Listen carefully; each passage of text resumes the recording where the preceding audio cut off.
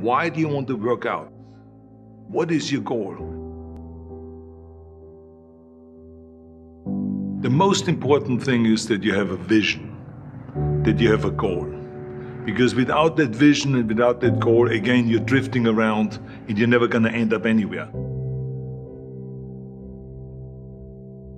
People don't become successful just by accident. You know, I mean, maybe the guy that found gold in California and started the gold rush, but don't count on that. That's the one in a lifetime kind of a situation. So you got to really have a specific goal. And to me, to have that vision that I want to be Mr. Universe, that I want to be the greatest bodybuilder of all time. That was a great vision, and that specifically to look like Reg Park and to be up there on that stage and to lift the trophy overhead and to win the championship over and over and over again. So that was a great goal. You have to have a goal. Now, it doesn't have to be that specific goal, but it has to have some goal. This is why I always recommend to people, sit down, take your time, and start thinking about, why do you want to work out? What is your goal? And that can be as crazy as it is. It could be, I want to impress girls. If that's your goal, so be it, but it motivates you. It could be that you're emulating a certain, bodybuilder or a certain football player, a certain boxer, whatever it is. Have those pictures put all over the wall like I did when I was a kid.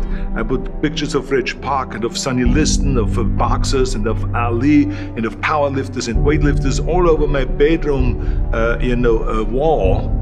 So that every day when I go to sleep, every day when I wake up, I look at those pictures and they motivate me. You need that motivation, and then therefore you have this kind of imprint in front of you all the time, and you know exactly what you're chasing.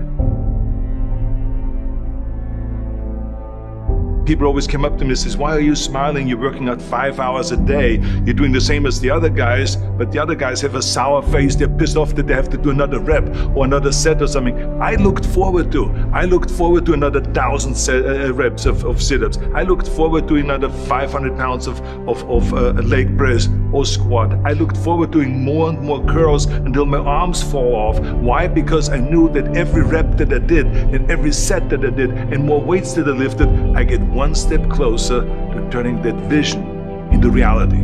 So I was turned on by that. I was excited. I couldn't wait to get to the gym.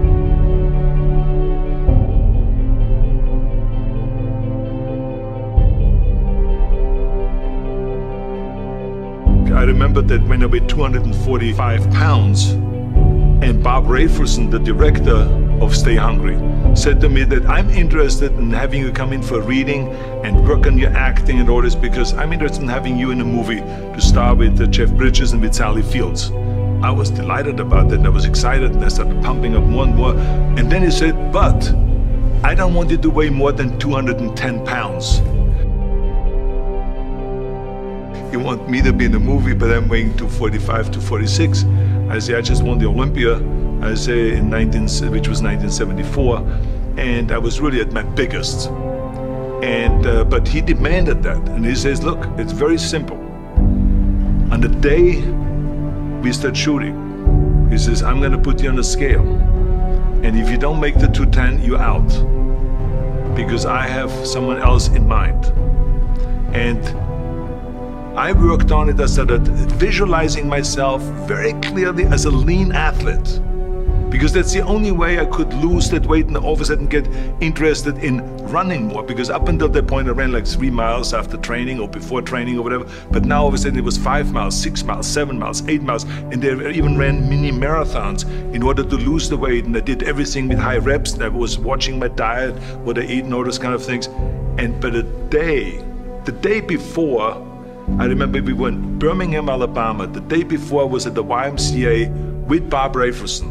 He was swimming and I was working out, and I was running. There was a track there and I was running. He says, let's step on the scale. And I stepped on the scale and I weighed 209. So it just shows you what is possible if you visualize exactly what you want to look like.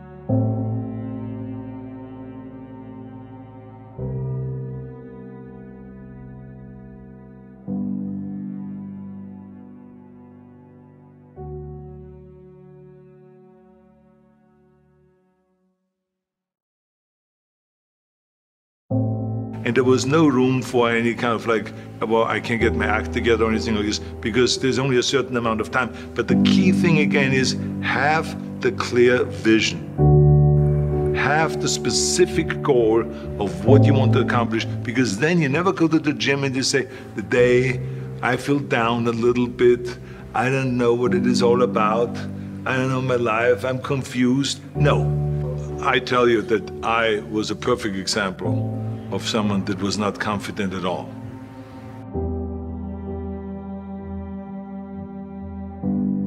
I mean, when I was a kid, I was just like any other kid. I had my hang-ups and problems and all this.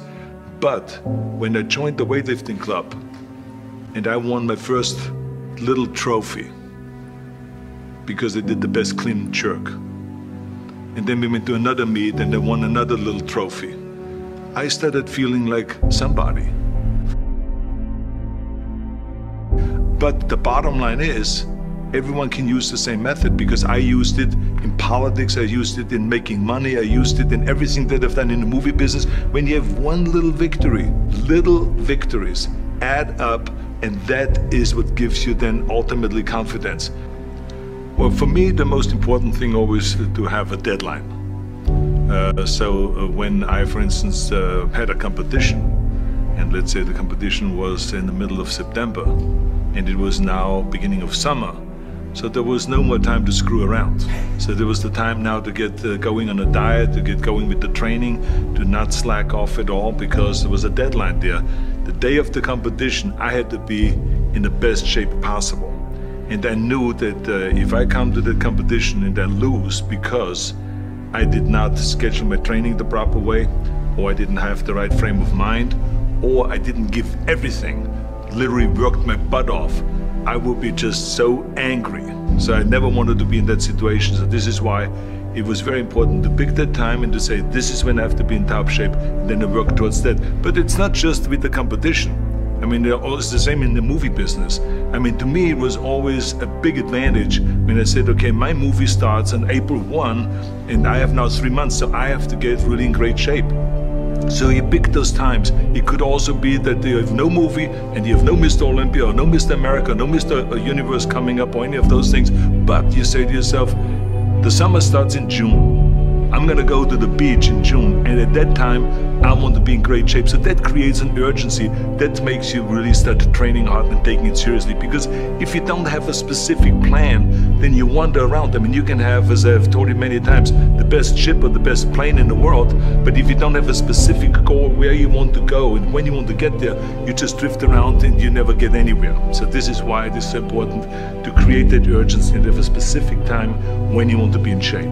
Well, I mean, look, everyone has a problem with time, but the day is 24 hours and we sleep 6.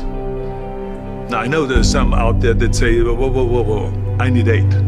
Well, I say just sleep a little faster, because the bottom line is we have 6 hours of sleep, 24 hours are available, so you have 18 hours now available to your work, your family, your hobbies, and also to learn something new or to do something new, which could easily be that you want to learn a new language, or that you want to read as a New Year's resolution, I have to read a book every week, or you say, I'm gonna go and reshape my body. So you're gonna go and take this hour out of your schedule and say, I'm gonna train an hour every day.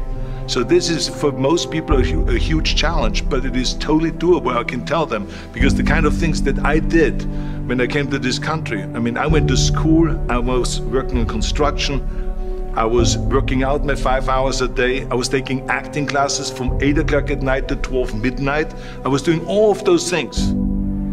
I wanted to make sure that out of the 24 hours of the day, that I don't waste one single hour. Those hours were too precious. And so there I just want to tell people, don't give me this thing, I have a difficult time with the time and I don't have time for this and I don't have that. You have time, you make the time.